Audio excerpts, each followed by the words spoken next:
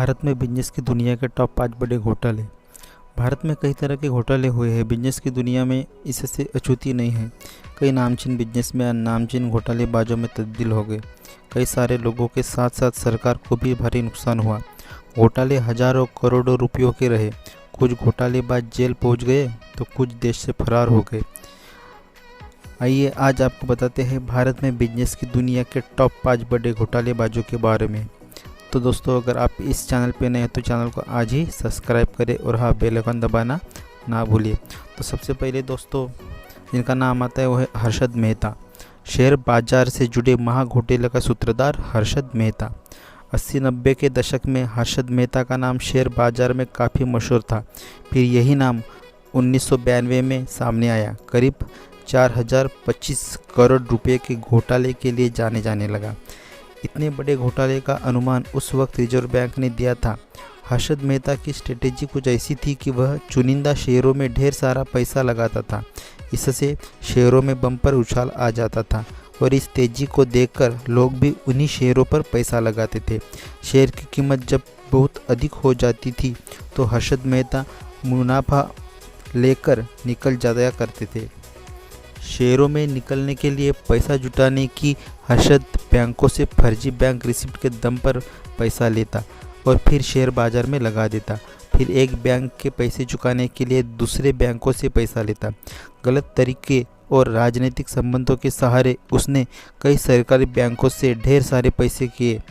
जब 1992 में घोटाले सामने आया तो शेयर बाजार क्रैश हो गया और रिटेल निवेशकों के बहुत सारे पैसे यहाँ पर डूब गए। इस लिस्ट में 2 नंबर पर है विजय माल्या।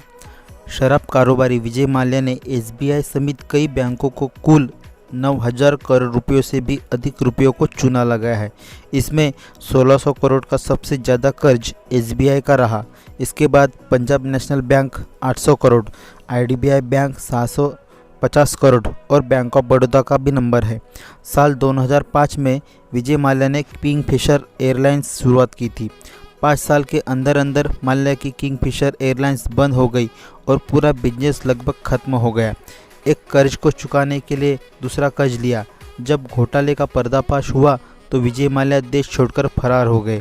इस वक्त ब्रिटेन में है। भारत सरकार उसे लाने में बाकी कोशिश कर रही है।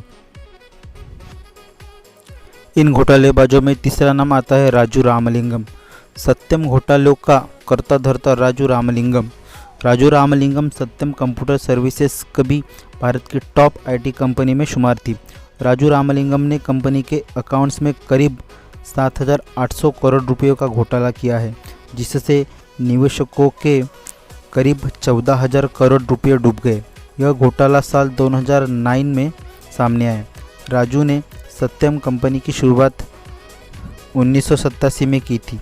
राजू अपनी कंपनी का मुनाफा बढ़ा चढ़ाकर दिखाता रहा। कंपनी का दावा था कि उसके बैंक खातों में 5000 करोड़ रुपए का बैंक बैलेंस है, लेकिन ऐसा नहीं था। कंपनी के पास बिजनेस चलाने तक के पैसे नहीं थे।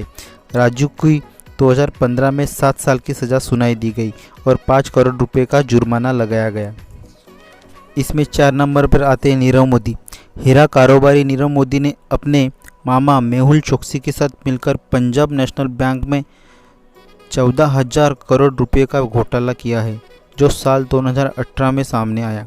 लेकिन पर्दाफाश होने से पहले ही दोनों देश छोड़कर फरार हो गए।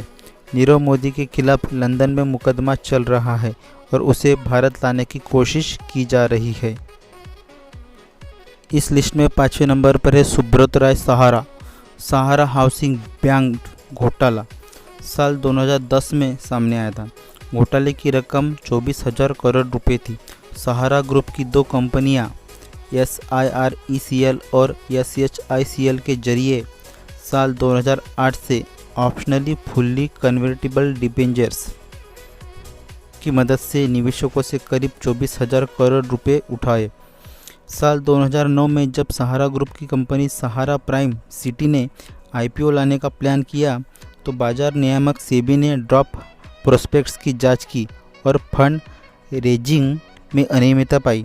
सेबी को शिकायत थी कि SIRECL और SHICL OFCDS जारी कर रही है और गलत तरीके से फंड जुटा रही है, तो सेबी ने दोनों कंपनियों को बैन कर दिया और निवेशकों के पैसे 15% रिटर्न के साथ देने का फैसला किया। इसके बाद मामला कोर्ट तक जा पहुंचा।